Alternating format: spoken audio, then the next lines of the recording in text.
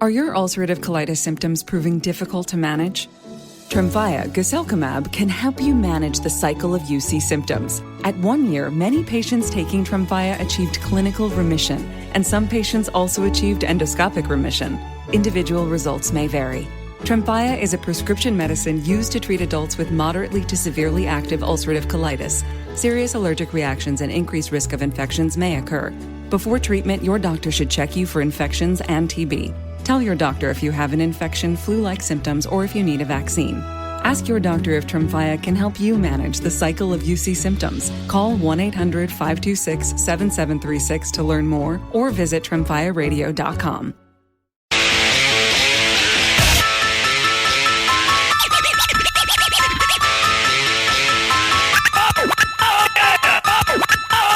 This is the Stone Zone with Roger Stone. People love him and respect him. Roger Stone. Now, get in the zone. It's the Stone Zone. Here's Roger Stone. Welcome. You're entering the Stone Zone, and well, here we talk politics, mostly politics and food. We're going to talk a little politics, and then later in the show, we're going to take your calls. That number, 800-848-9222. Everything's on the table. You know, there's an old saying in politics, you can't beat someone with no one. Donald Trump cannot run for another term. I do believe he's going to usher in a golden age of peace, prosperity, security, justice, and law and order for this nation. But after 4 years, according to the Constitution, he cannot run again. The Constitution actually says that no person can be elected to more than 2 terms. It doesn't say 2 consecutive terms. Grover Cleveland, a New Yorker, was elected, then lost re-election, a disputed re-election fight, only to return to the White House. Donald Trump, the only other president to do that. I know Steve Bannon has said otherwise, but I think he's just trolling. In fact, the Constitution says that if a person serves more than 2 years of a term that someone else was elected to, they can only run for 1 other term. So Lyndon Johnson became president upon the death of JFK, could have run did run in 1964, was reelected, could not run again in 1968. The Democrats have a huge problem in that they don't have anybody. Gavin Newsom has the hair for a presidential campaign, but his record in California is abysmal. You have skyrocketing crime. You have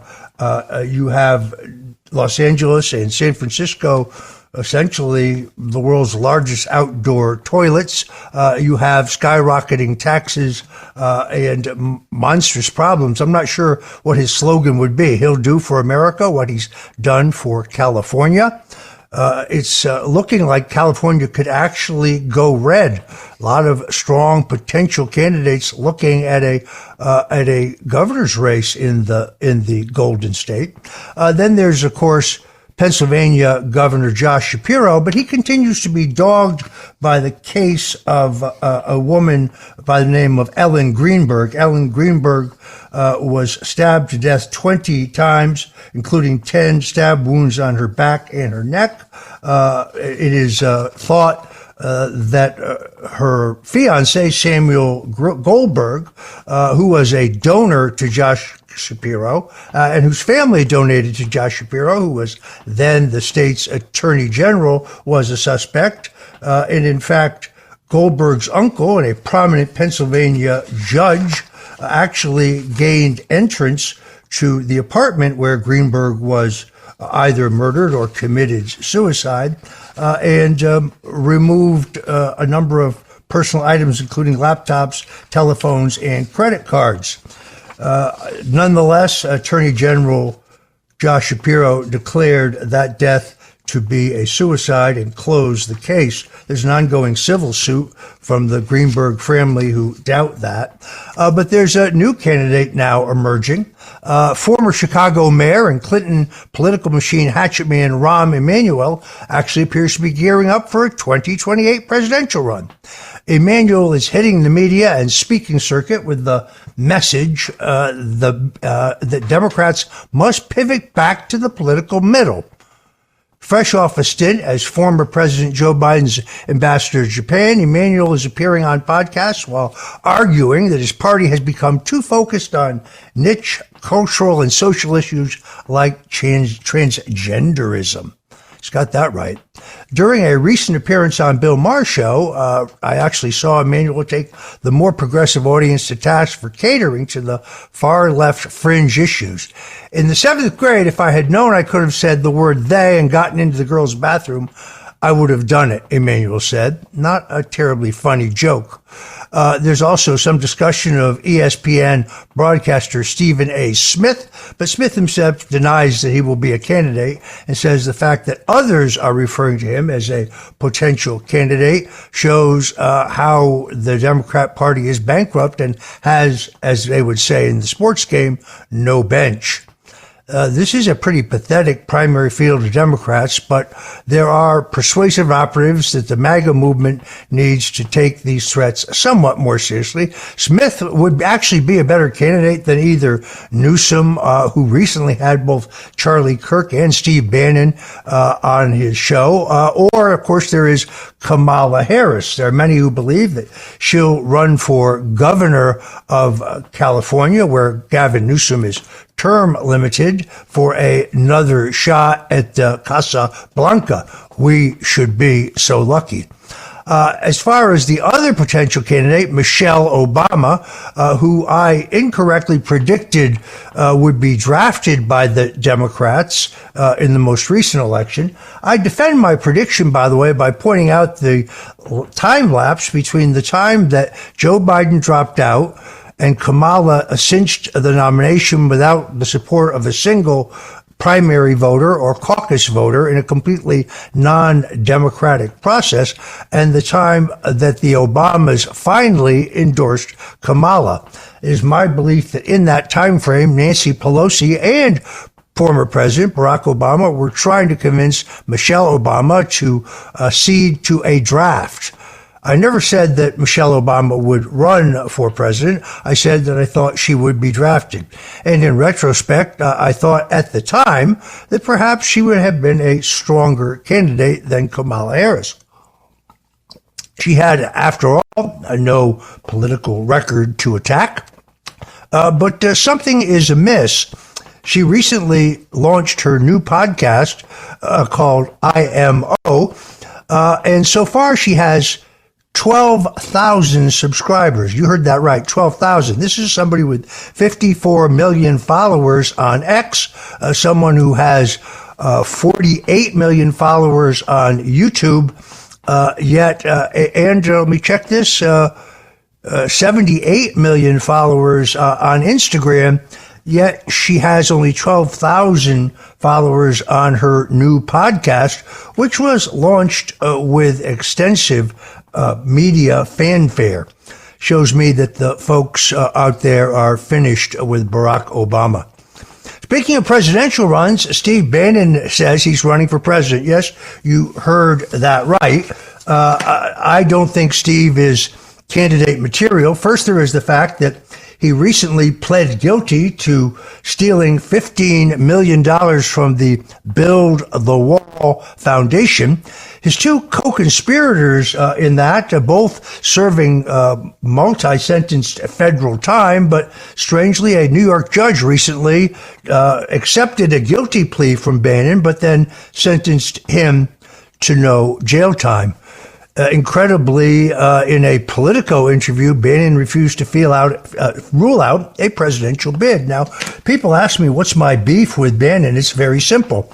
As the New York Post reported, former White House strategist Steve Bannon gave sharply contradictory accounts under oath of his discussions with Roger Stone about WikiLeaks. A review of the New York Post showed on January 16th, 2018, roughly 5 months after he left the White House, Bannon told members of the House Intelligence Committee repeatedly, under oath, that he and political operative Roger Stone, that would be me, never discussed WikiLeaks or its boss Julian Assange at any time during their relationship. That testimony was part of Adam Schiff's Russian collusion investigation, was finally declassified and made public on May 7th of 2020. Bannon, 66, the former chairman of Breitbart News, said the exact opposite when he testified in my trial on November 8th, 2019. When asked the exact same question, whether he had ever discussed the Julian Assange, WikiLeaks, or these allegedly stolen emails, he said yes. Stone brought it up in every conversation we ever had. Jonathan Turley, the George Washington University law professor, told the New York Post, there does appear to be a glaring and irreconcilable conflict in what Bannon stated in testimony under oath before Congress and what he stated under oath before the court. What is striking is that this is not a peripheral point, but one of the main areas of inquiry. Again, quoting Turley, he has two diametrically opposed sworn statements in a high-profile controversy with dozens of attorneys in attendance. And therein lies my problem. Now add to the fact that, Steve dresses like a hobo.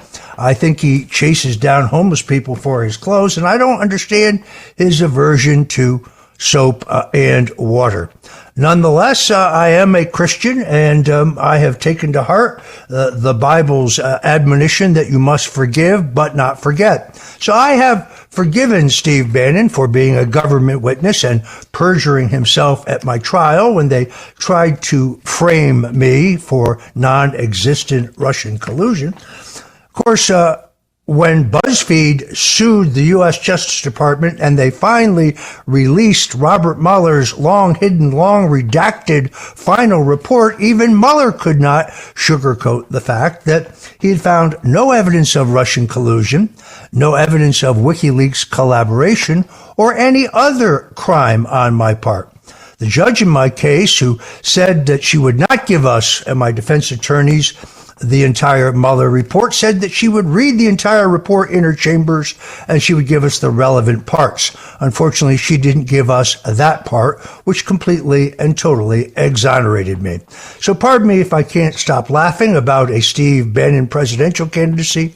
I don't think it's real, folks. We'll be back in the Stone Zone momentarily to talk more politics, and we are going to take your questions at 800-848-9222. That's 800-848-9222. You're tuned in to the Stone Zone. Whatever you do, please don't touch that dial, because this is the place for politics.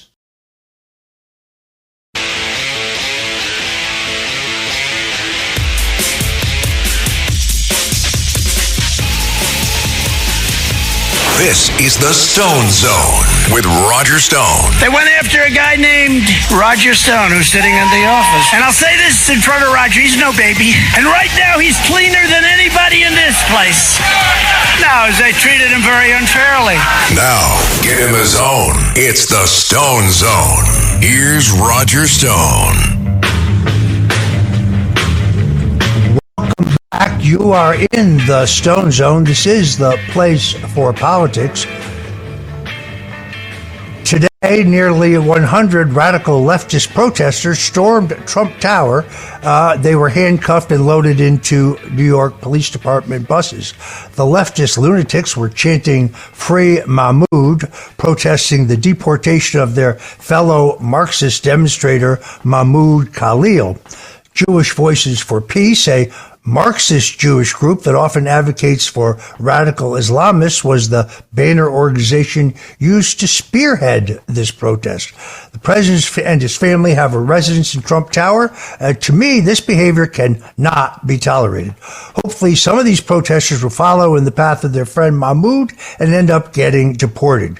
Yesterday, Zohran Mamdani, another Marxist Islamist, was foaming at the mouth while screaming at border czar Tom Homan at the New York State Capitol. Mamdani hates to see his fellow radicals deported. If you ask me, we need to deport a lot more of them. Speaking of that, President Donald Trump has indicated that he will invoke the Alien Enemies Act in order to expedite and dramatically increase the speed of mass deportations. Now, just to put this into perspective, during his presidency, President Barack Obama deported 2.4 million illegals, all the way back to Dwight Eisenhower in the very first year of his his first term, he deported 1.3 million. Joe Biden used to say, well, I just don't have the authority. We need new laws. No, we've always had the laws. What we needed was the will. Remember when they told us, Trump refused to support the Lankford bill, named for Senator James Lankford of Oklahoma. But the Lankford bill, in fact, was not a border security bill. It provided a lot of funding for the processing of 2.5 million illegals who would have been grandfathered under the act. President Trump is now expected to invoke the Alien Enemies Act of 1798 in the next couple days, and that, we are told, will increase the speed of mass deportations. This law is a wartime authority, meaning the U.S. military will likely be involved. On the campaign trail in October, President Trump told voters he would do exactly this. Quote, I will be invoking the Alien Enemies Act of 1798 to target and dismantle every migrant and criminal network operating on American soil. We call it Operation Aurora. And if they come back into our country, it's an automatic 10 years in jail with no possibility of parole. President Trump has repeatedly shown that he's serious about rapidly increasing deportation numbers, and this may just be the action he needs to get those numbers up. Meanwhile, we are moving towards peace. You have a ceasefire agreed to by the Ukrainians, now agreed to by the Russians. Meanwhile, Ukrainian President Volodymyr Zelensky sent an apology letter to President Trump for his behavior at the White House. Zelensky displayed a true lack of gratitude for the $350 billion of support the United States has given him while he met with President Trump and Vice President. My personal beef, in all honesty, is we gave this guy $350 billion. Why can he not wear a suit and tie when he sees the President of the United States? He wore a suit and tie when he addressed the World Economic Forum. I don't understand why he can't wear a suit and tie when he addresses a joint session of Congress. It is disrespectful to the President of the United States. It's also disrespectful to the taxpayers who have funded this war. Thanks to President Trump, Zelensky has now changed his tune on continuing the war and has agreed to a ceasefire.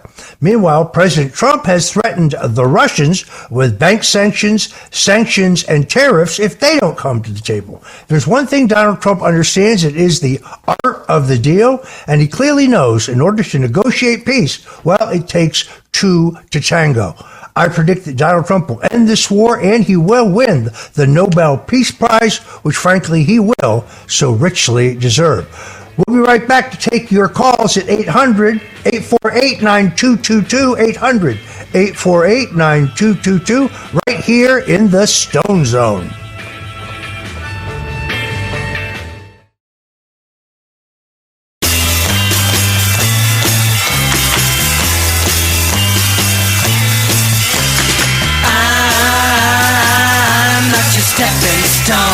This is the Stone Zone. Now, get in the zone. It's the Stone Zone. Here's Roger Stone. Welcome back. You're back in the Stone Zone. This is the segment I call the Stone Zone on the phone because you can call us at 800-848-9222. That's 800-848-9222. And we take your calls, which can be about politics, history, news, food, any topic at all. Let's go to Jeffrey in New Jersey. Jeffrey, you've entered the Stone Zone. Welcome. I'd like to ask a question. Some blue state, they gave driver's license to illegal aliens. Is it possible that some people were able to get certificates because the bureaucracy has been controlled by the Democrats before? I think that I saw a great interview with Elon Musk with Joe Rogan. I think that was kind of the plan. In the state of Florida, for example, you can get a driver's license without a birth certificate, and that you can then take that driver's license and use it to register to vote. So I think it is possible. You had a substantial number of people who voted in the most recent election who were not citizens. Now, in New York, for example, it is currently legal for non U.S. citizens to vote in state and local elections. This makes very little sense to me. But I think ultimately, had Hillary Clinton won in 2016, the idea was to change the entire makeup of the electorate by essentially legalizing and giving citizenship status to those who are in the country, making it impossible to win any of the swing states.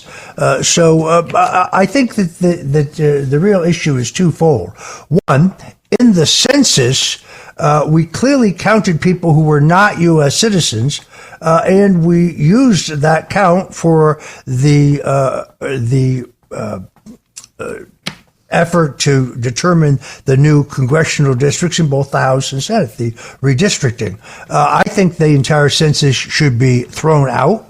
And that President Trump should call on Commerce Secretary Howard Lutnick to reconduct the census, counting only U.S. citizens. That would be a step in the right direction. Then I agree with President Trump. We need to return to paper ballots. If the French can count 38 paper ballots in one day, we surely can do the same thing. And it should be one day. We should not still be counting votes 3 weeks after the election. I wrote a piece for The Hill newspaper in 2016 in which I complained that I thought that these computerized voting machines, which are really very primitive computers, are easily hacked and manipulated. And I was attacked by Hillary Clinton and her campaign. How dare I question the sanctity of our elections? But then after she lost, and she filed for recounts in Michigan and Pennsylvania, when it came time for her to make her specific case, she argued that, well, the computerized voting machines had been hacked and manipulated. Can't have it both ways. Jeffrey, thank you for your call. JJ from New Jersey, I say that small businesses are hurting from Trump policies. Let's hear what you have to say. Yes, Mr. Stone. Good evening. We have 53 million small businesses in this country, and we're getting zero help out here to get any kind of financing to keep us afloat till Mr. Trump's great plans come into fruition. Basically, we got no way of borrowing money from banks. We have 20 or less employees. We make up 45% of all hires. See, I go on these shows hoping that the president's listening. We're dying out here. I'm not even complaining about the tariffs because I know with time that'll all level out. But right now, we can't go to a bank. The SBA looks at us and laughs. But yet, when big corporations need our money, we give them as many billions as they need. Same with banks. They don't go into their pockets like I have to and put back the money they've made over the years. No, we the people hand them billions of dollars. But yet, we the people can't get any help. There was a poor woman in North Carolina that lost her body shop, okay? And she went to the SBA and they basically denied her like 4 times. So why are we paying taxes to help all these big corporations, but nobody's helping us? Let me ask you a question, if I may. The Treasury Department just did away with this requirement that small businesses, really small businesses, were required to file extensive paperwork about their ownership. My wife and I have owned the same small company for 15, 20 years, yet we had, 45 pages of paperwork we had to fill out. The Treasury Department's now done away with that. I think that is a huge plus. I don't disagree with you about the fact that the government should not be bailing out multi-billion-dollar corporations. It seems to me that lower energy prices and lower taxes would be good for small business as well. I think one of the previous shows said exactly this, which is you're going to have some dislocation. 2 years into Reagan's presidency, they said, well, his tax cuts has caused a massive deficit, when in fact, his tax cuts caused federal revenues to go up every year of his presidency. It was the combination of wild spending and, frankly, printing press money that caused the inflation and the deficits. If Elon Musk is successful, and I think he will be, in identifying not millions, not billions, but trillions of dollars of waste, fraud, and corruption. And that spending can get zeroed out of the budget. A balanced budget and lower inflation and a stronger dollar would benefit all Americans, including small businesses. JJ, thanks for calling into the Stone Zone. We appreciate your call. Sal, out in New Jersey. Sal, what's up? Hello, Mr. Stone. Thank you for taking my call. Mr. Roger, we should deport each and every one of those Palestinian protesters because they will become the future Mahmoud Khalils, the Mahmoud Khalils of the future, because they're a bunch of reprobates. And what's going to happen is they're going to become the professors and the teachers of the future. They're going to indoctrinate our children and teach them how to hate America, how to hate Jews, how to hate Israel, how to hate Western civilization. We got to be careful. We have to do our best to maybe look into all their records and deport all of them as much as possible. I think you raise an excellent case. I believe in free speech, but I believe in free for U.S. citizens. This idea that Mahmoud Khalil has constitutional rights is absurd. He's not a U.S. citizen. And I think if you're here preaching violence, particularly, that you should be deported. I do think that Tom Homan, who is one tough customer, I know him well, is the right man for this job. And I also think he's been wise to prioritize the deportation of violent criminals and people who are terrorists. But let's be realistic. We had an open border for 4 years. Our border policy was no border policy. If you talk about not just the number of terrorists, number of people with criminal records, but also the extraordinary number of weapons that were smuggled into the country, in addition to drugs, obviously, causing a fentanyl crisis, causing a crime spike, but also causing massive fiscal problems for counties and states, because many states, New York being one of them, requires that the state provides social services who are here to people who are here illegally, sometimes to the detriment of American citizens who had their social services cut. So President Trump, I think, is going to bring this back into balance. And I think he has doing exactly what he said he was going to do. That's why I don't understand why the left and the Democrats are so apoplectic and so wild. Everything that he said he was going to do, he's doing right now. These are not surprises. So, for example, his invocation of the Alien Enemies Act of 1798, he said this on the campaign stump. He said in October that he would do exactly this. Invoke the Alien Enemies Act of 1798 to target and dismantle every migrant and criminal network operating on American soil. He even gave it a name, Operation Aurora. So he's doing exactly what he said he would do. Let's go to Robert in Suffolk County. Folks, the number, once again, 800-848-9222, 800-848-9222. This is the Stone Zone on the Phone segment. Robert, welcome into the Stone Zone.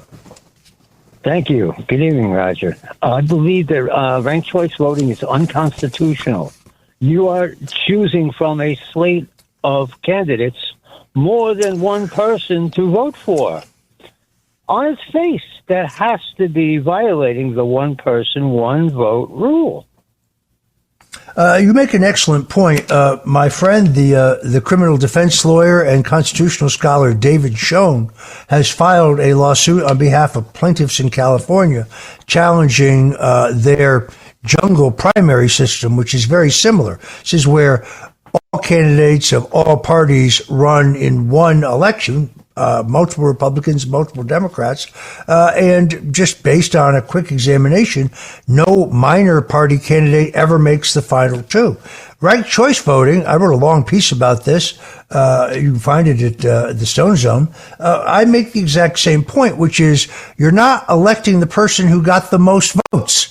This keeps going as many rounds as necessary until the establishment gets their choice. So, for example, Senator Lisa Murkowski of Alaska, by the way, she became a senator.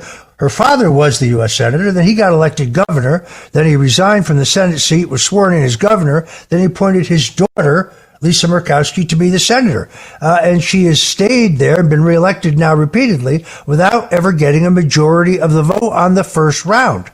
So ranked choice voting, which is now in place in New York as well as Alaska, I think it is unconstitutional.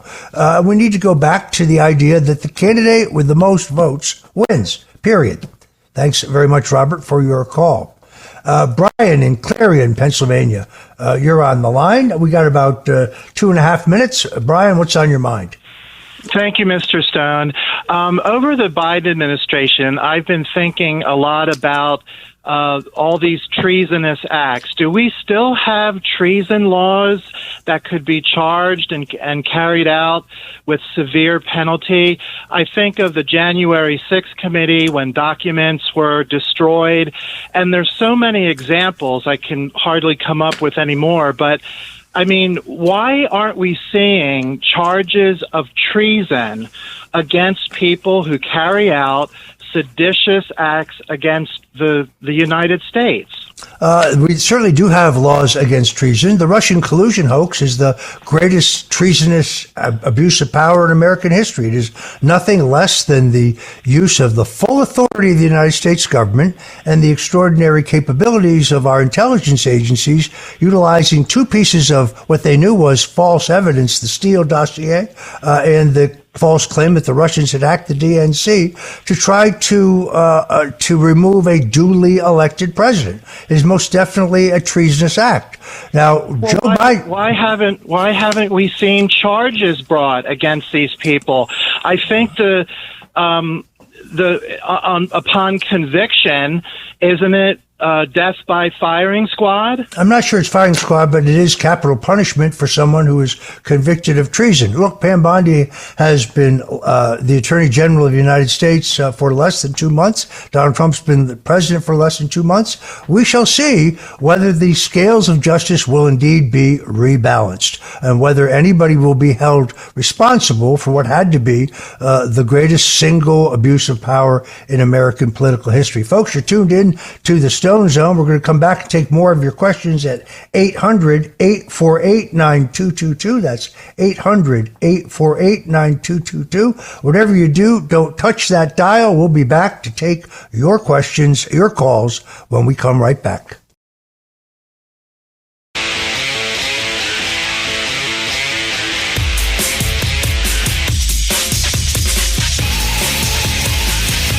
This is the Stone Zone with Roger Stone. They went after a guy named Roger Stone who's sitting in the office. And I'll say this in front of Roger, he's no baby. And right now he's cleaner than anybody in this place. No, they treated him very unfairly. Now, get in the zone. It's the Stone Zone. Here's Roger Stone. And you're back in the Stone Zone. The Stone Zone on the phone, that number 800-848-9222. Let's go to, I think it's Joaquin in Pennsylvania. Joaquin, welcome to the Stone Zone. Oh, Roger Stone, look, I'm really sorry. I am actually going to go off topic because it hit me while I was on hold. I'm speaking to the great Roger Stone, who was one of the most dangerous criminals that they had to send a SWAT team after to get. My compliments to you. And I listened to John Catsimatidis and you yesterday talking about January 6th. And I've made many phone calls to radio shows over this topic over the last couple of years. And I'm hoping that this will finally be thoroughly investigated and that the coup that was, perpetrated against the American people on January 6th is finally exposed for everyone that was involved. And there were so many birds that they attempted to kill with one stone, pardon the pun, aside from just, stopping the elected president of the United States and also fraudulent voting. And there are still people like Tina Peters in Colorado in jail, over this voter fraud issue. And, and then also the right to militia with what they did to the Proud Boys, Enrique Torre and also Rhodes, Stuart Rhodes and other people. Yeah. How the way they try to vilify these guys. It's really extraordinary. So, Enrique Tarrio, who I actually know, I did not meet with him the night before the January 6th. He wasn't even at the Capitol. He wasn't even in Washington, D.C. They had an FBI informant sent a document to him via Telegram, the social media app. He never even opened the document, but on the basis of his receipt of it, they indicted him, and he was convicted of seditious conspiracy in a Soviet-style show trial in Washington, D.C. Pardon me if I've seen this movie. He, like me, had nothing to do with the illegal acts at the Capitol. In fact, the FBI determined as early as March of 2020 that neither Alex Jones nor I was involved in any conspiracy. Any claim that I knew in advance about, condoned, or participated in any illegal act on January 6th is categorically false. But you can find it all over social media as a false factoid. Those giant doors on the Capitol can only be opened from the inside. So who opened them? Why was the FBI director unwilling to say how many undercover people dressed in Trump garb were sprinkled throughout the crowd? We now know that number was at least 26 provocateurs. I've got bad news for Liz Cheney and Adam Schiff and Zoe Lofgren and the other members of the January 6th committee.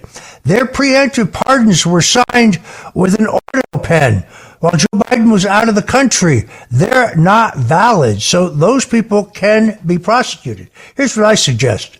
Speaker Johnson should have field hearings. Get out of Washington, D.C., subpoena those who were pardoned. They can't deny a congressional subpoena. They also can't plead the fifth because they accepted the pardon. And if they perjure themselves in, say, Illinois or Ohio or Mississippi, for that matter, they could be charged for perjury in that jurisdiction, not in the District of Columbia, where, candidly, you won't find a non-biased judge and you cannot get an honest jury. I would like to see Speaker Johnson appoint a special select committee to get to the bottom of the January 6th investigation, because I can tell you that testimony was suppressed, that witnesses were coached to perform perjury. There were multiple AI-created videos, including one that featured yours truly, shown to the American people. This is a major fraud. Thank you so much for your call, and thank you for raising that important question. I think we need to get to the bottom of January 6th. I hope Speaker Johnson will do that. We're out of time here, unfortunately, folks, and we appreciate your tuning in to the Stone Zone. I do want to say that you can always tune in. We're here every night from 8 till 9 Eastern Time to talk politics. We also talk food. I wanted to have time to give my family's recipe for Sunday gravy tonight. Unfortunately, I ran out of time, but next time I'll give it to you. Now, whether you grow up in the New York, New Jersey, Connecticut area, whether you call it sauce or whether you call it a gravy, that's a debate that we can have on the show sometime. My family calls it gravy. The key to it, by the way, San Marzano tomatoes. Those are not a brand of tomatoes. That's a style of tomato grown in a specific valley in Italy. Next time you tune in, folks, we'll talk a little bit more about food, a little less about politics. But thank you for joining us today in the Stone Zone. Until the next time, God bless you and Godspeed.